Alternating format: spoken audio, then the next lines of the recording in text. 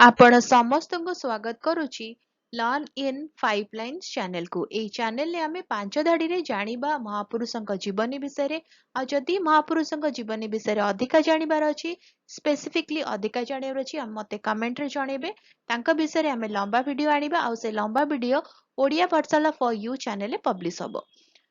ହେଲା, ତାହେଲେ ଆମେ ଯିବା ଆଜି ଜାଣିବା ଆଉ ଜଣେ ମହାପୁରୁଷଙ୍କ ବିଷୟରେ 5 ଧାଡ଼ିରେ। ବୀର କିଶୋର ରାୟ 21 ଅକ୍ଟୋବର 1891 ମସିହାରେ ଜନ୍ମଗ୍ରହଣ କରିଥିଲେ। ସେ ଜଣେ ଭାରତୀୟ ବିଚାରପତି ଯିଏକି ଓଡ଼ିଶା ହାଇକୋର୍ଟର ପ୍ରଥମ ପ୍ରଧାନ ବିଚାରପତି ଥିଲେ। ସେ ଓଡ଼ିଶା ପ୍ରଦେଶର ପ୍ରଥମ ଆଡଭୋକେଟ ଜେନେରାଲ ଥିଲେ। ସେ ପ୍ରଥମ ଓଡ଼ିଆ ଥିଲେ ଯିଏ ପାଟନା ହାଇକୋର୍ଟର ବିଚାରପତି ହୋଇଥିଲେ। ତାଙ୍କର 26 ଜୁଲାଇ 1958 ମସିହାରେ ଦେହାନ୍ତ ହୋଇଥିଲା। ରହୁଛି, ଦେଖା ହବ ଆଗାମୀ ଭିଡ଼ିଓରେ। ନମସ୍କାର।